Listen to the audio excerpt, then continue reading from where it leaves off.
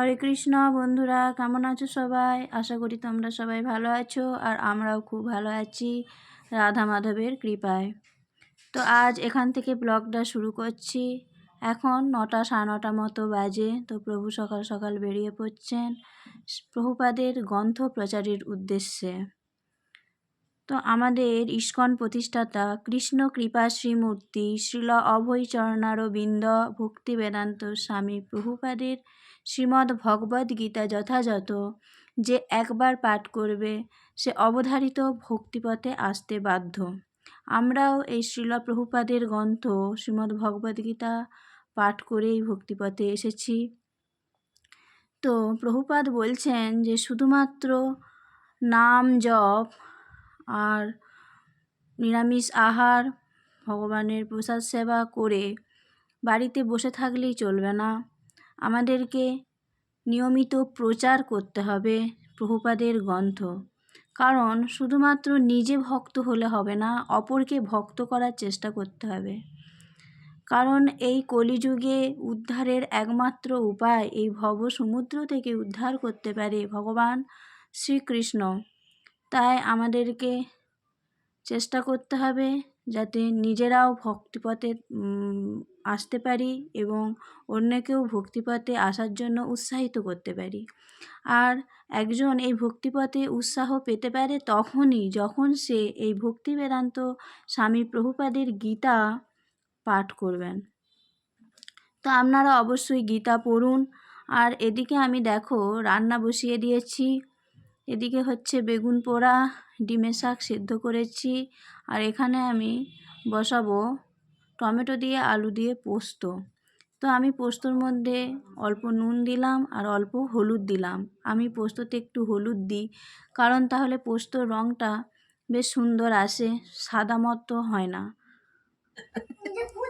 তো আর এদিকে অন্য একটা উনুনে হচ্ছে ভেজ ডাল, যে অড়হর ডাল আর মুগ ডাল দিয়ে। তো দেখো আমার এখানে এদিকে টমেটো আলু পোস্তটা হয়ে গেছে। তো দেখো কালারটা কত সুন্দর হয়েছে।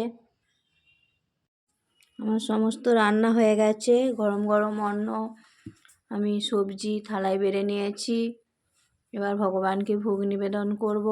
তো দেখো থালায় অন্ন নিয়েছি, ডিমের শাক আলু মাখা, বেগুন পোড়া মেখেছি কাঁচা লঙ্কা আর কাঁচা সর্ষের তেল দিয়ে, আর করেছি আলু পোস্ত, আর হয়েছে ভেজ ডাল, আর ওদিকে ওইটা হচ্ছে আমড়ার চাটনি। এবার প্রত্যেকটা আইটেমের ওপর তুলসীপত্র দিয়ে ভগবানকে ভোগ নিবেদন করব। তারপর আমরা সকলে মিলে প্রসাদ পাব।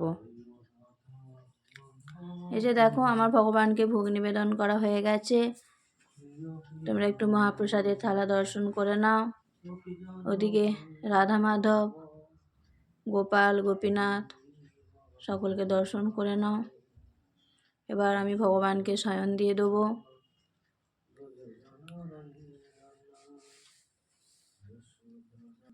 আমরা এখানে সকলে মিলে প্রসাদ পাচ্ছি। ভগবানের এই প্রসাদের স্বাদ অমৃত। তো আমরা যদি নিত্য এই অমৃতময় প্রসাদ গ্রহণ করতে পারি তাহলে আমাদের হৃদয়ের কলুষ দূরীভূত হবে এবং আমাদের চিত্ত শুদ্ধি হবে। তাই আমাদের নিত্য প্রসাদ পাওয়া উচিত। দুপুরে প্রসাদ পাওয়ার পর একটু রেস্ট করছিলাম। তারপর উঠে জপ টপ করে সন্ধ্যা আরতিও হয়ে গেছে। আর সন্ধ্যা আরতিটা তোমাদের দেখাতে পারলাম না। তো সন্ধ্যা আরতির পর গোপালকে একটু দুধ সেবা দেবো।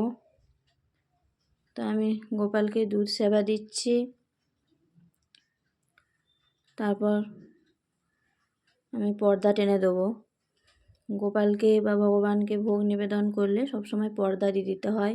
তারপর আমি বাইরে বেরিয়ে চলে এসেছি। এই যে দেখো তুলসী মহারানীদেরকে পলিথিন দিয়ে চাপা দিয়ে রেখেছি, কারণ এই শীতকালে রাত্রে শিশির পড়লে তুলসী মহারানী ফাঙ্গাস রোগে আক্রান্ত হয়, তাতে পাতা ঝরে পড়ে যায়। তো আমরা আর ভগবানের জন্য তুলসীপত্র পাবো না। তাই আমাদেরকে শীতকালে এভাবে পলিথিন দিয়ে আড়াল দিয়ে রাখতে হবে তুলসী মহারানীদেরকে, যাতে না শিশির পায়। তো দেখো আমার ভোগ নিবেদন করা হয়ে গেছে। সন্ধ্যাবেলা গোপালকে দুধ সেবা দেওয়ার পর আমার রাত্রে রান্নাও এখানে হয়ে গেছে। এই যে ভগবানকে ভোগ নিবেদন করব। রাত্রে করেছি গরম গরম লুচি আর ঘুগনি। তো ভগবানকে ভোগ নিবেদন করা হয়ে গেছে। তোমরা রাধা মাধবকে দর্শন করো।